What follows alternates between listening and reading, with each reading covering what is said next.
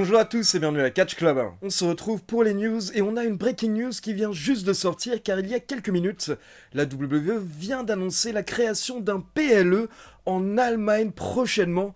Donc je vais vous donner tous les détails à la fin de la vidéo. Mais aujourd'hui on va également parler de CM Punk, de Brock Lesnar ou encore de Will Ospreay. Mais d'abord on fait un petit point sur l'objectif des 130 000 abonnés avant la fin de l'année et pour info, là en 2-3 semaines il y a 1000 personnes qui nous ont rejoints et hier on a passé les 127 000 abonnés. Donc merci à tous encore une fois et pour info, dès qu'on aura atteint les 130 000, il y aura un gros jeu concours sur Catch Club. Et donc bien entendu il y aura des lots à gagner pour vous remercier de votre soutien. On enchaîne directement avec une grosse news car le week-end dernier, Impact Wrestling nous présentait le pay-per-view Bound for Glory et ils en ont profité pour nous annoncer le retour de la TNA, de TNA Wrestling. Donc pour rappel en fait, Impact Wrestling est la même fédération que la TNA, mais la fédération avait tout simplement changé de nom il y a quelques années et ils vont à nouveau changer de nom, donc ils vont redevenir TNA Wrestling à partir du 13 janvier 2024 lors du show Hard to Kill. Et donc d'après le média américain PW Insider, Impact a réfléchi très longtemps avant ce changement de nom et l'une des raisons qui a poussé à ce changement de nom, c'est que les partenaires internationaux de Impact Wrestling préfèrent apparemment le nom TNA. Et à côté de ça, Impact a également remarqué qu'il y a beaucoup de nostalgie ces derniers mois autour de la TNA et que souvent dans le public vous avez des fans qui scandent TNA. Donc en janvier 2024, la fédération va changer de nom et redevenir la TNA. Et à côté de ça, on va avoir des nouveaux designs de ceintures pour représenter justement la TNA.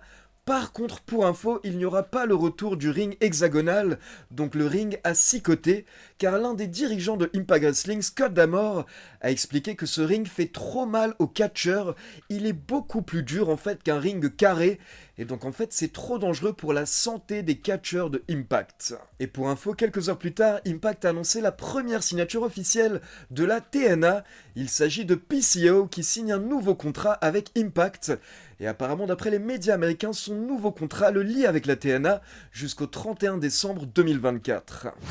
On continue avec une petite info pour les fans de la New Japan car ce soir lors de AEW Dynamite, Kazuchika Okada sera présent et en plus il va catcher dans un match par équipe. Il fera équipe avec Orange Cassidy pour affronter les membres de la BCC, Claudio Castagnoli et Bryan Danielson. Et donc perso, j'espère que c'est pour relancer la rivalité entre Danielson et Okada afin qu'on ait bientôt le match retour entre ces deux superstars.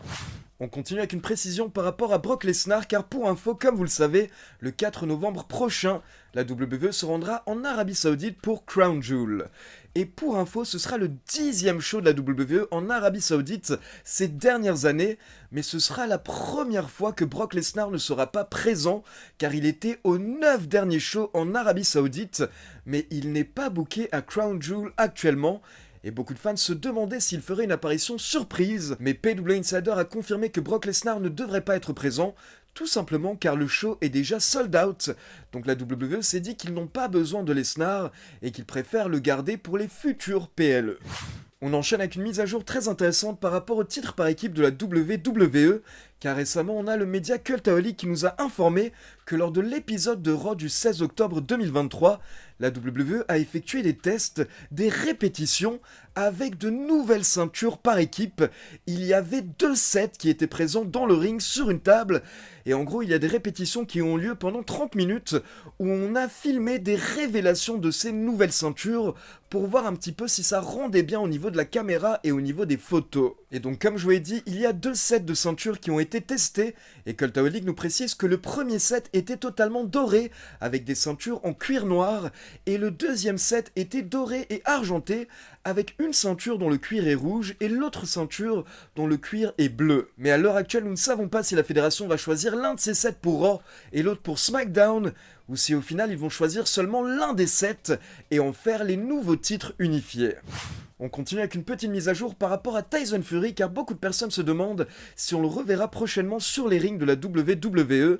Et bien pour info, Tyson Fury a effectué pas mal d'interviews ces derniers jours et il a déclaré qu'il aimerait bien revenir à la WWE et il pense qu'il y a beaucoup d'opportunités encore pour lui à la WWE, pourquoi pas après sa carrière à temps plein dans la boxe. Mais par contre, il ne pense pas qu'il va vraiment remonter sur les rings en tant que catcheur, car il a avoué tout simplement que le catch c'est compliqué, beaucoup plus dur que la boxe, que ça fait très mal, et qu'il n'est pas très fan du fait de bumper. Donc Tyson Fury veut revenir à la WWE, il pourrait refaire des apparitions, mais il ne souhaite pas forcément remonter sur les rings.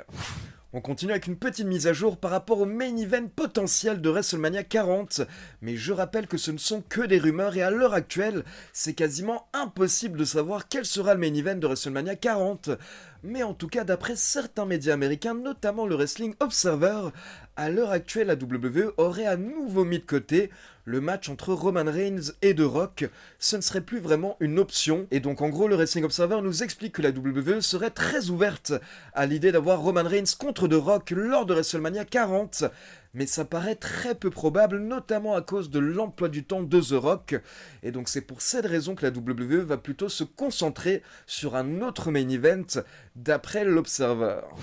On continue avec de nouveaux détails par rapport à Randy Orton car ces dernières semaines, on a appris que Randy Orton s'entraînait au Performance Center et à côté de ça, Fightful nous avait également informé que l'objectif de la WWE et de Randy Orton serait que Orton effectue son retour lors des Survivor Series ou autour des Survivor Series. Eh bien, il y a quelques jours, on a le média WrestleVotes qui est toujours très bien informé, qui a confirmé que la WWE a récemment validé du nouveau merchandising pour Randy Orton et à côté de ça, la WWE est en train de préparer une énorme campagne en ligne sur les réseaux sociaux pour le retour de Randy Orton. Donc WrestleVotes n'utilise même plus le conditionnel, il nous assure que oui, ça va arriver, Randy Orton va bientôt revenir, et tout comme Fightful, il nous explique que ça devrait arriver autour des Survivor Series.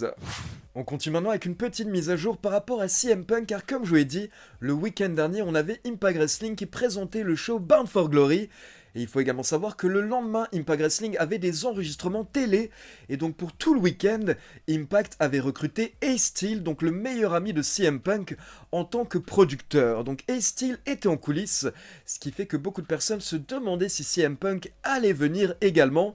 Et Impact Wrestling a fait une offre à CM Punk pour qu'il apparaisse lors de Bound for Glory.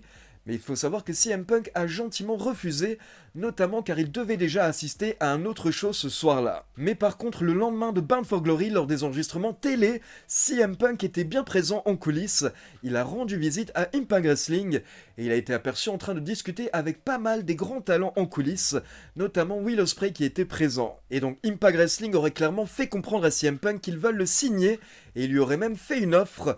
Donc maintenant c'est à CM Punk de voir ce qu'il souhaite faire lors des prochains mois, lors des prochaines années, mais en tout cas Impact est prêt à l'accueillir. Mais il faut savoir que si CM Punk accepte de signer avec Impact, il faudrait qu'il accepte également une grosse réduction de salaire car apparemment d'après les médias américains, les top superstars de Impact Wrestling gagnent en moyenne 15 à 20 fois moins que les top superstars de la AEW.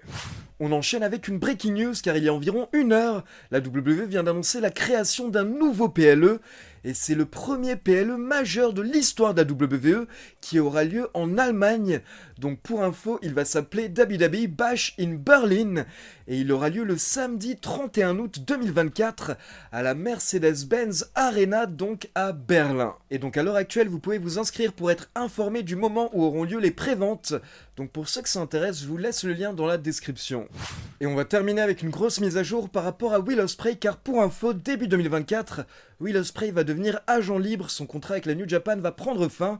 Et donc Will Ospreay va devenir l'agent libre le plus demandé de la planète dans le monde du catch. Et donc forcément du coup Will Ospreay commence à préparer le terrain et du coup il a embauché un agent qui s'appelle Barry Bloom et qui s'occupe des négociations avec la WWE et la AEW pour beaucoup de superstars. Et donc forcément la AEW est très intéressée par Will Ospreay, mais à côté de ça, la WWE est également très intéressée par le futur agent libre et apparemment Will Ospreay serait également intéressé par la WWE.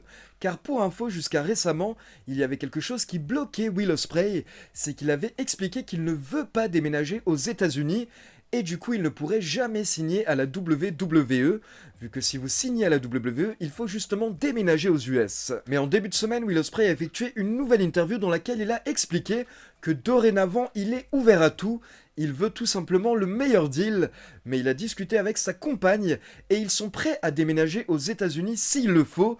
Donc dorénavant, il est ouvert à l'idée d'aller catcher à la WWE et il a dit que c'est clairement une possibilité. il a expliqué que tout est possible. Et donc en gros là, d'après les médias américains, la situation est très simple. Will Ospreay sait que son prochain contrat sera l'un des plus gros contrats de sa vie, et donc tout simplement il ira là où on va lui faire la meilleure offre. Donc il y aura sûrement une petite guerre entre la WWE et la AEW afin de voir qui pourra signer Will Ospreay. Mais on se rapproche d'un potentiel Will Ospreay contre Seth Rollins. En tout cas, c'est de moins en moins improbable, mais comme je vous l'ai dit, pour le moment, rien n'est fait, et Will Ospreay prendra sa décision début 2024. Et attention, méga breaking news qui vient juste d'être postée à l'instant à 18h30 sur Fightful.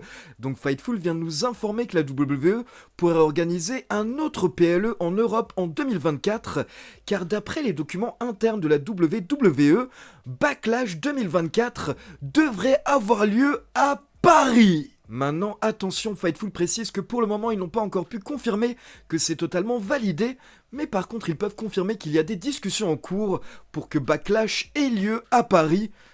Donc autant vous dire que là, c'est la folie. Et c'est pour ça que vous ne me voyez pas, parce qu'en fait, là, je suis tout nu, tellement je suis excité par l'idée d'avoir un PLE en France l'année prochaine. Donc les gars, croisez les doigts. Donc voilà, c'est tout pour les news. Maintenant, comme d'habitude, c'est à vous. N'hésitez pas à me laisser vos avis dans les commentaires et dites-moi par exemple si vous souhaitez plutôt voir Will Ospreay à la AEW ou si vous souhaitez plutôt le voir à la WWE afin qu'on ait des matchs qu'on n'a jamais vus auparavant. Et comme d'habitude, n'oubliez pas de liker la vidéo, de vous abonner à la chaîne et de cliquer sur la petite cloche pour être informé de la sortie des prochaines vidéos.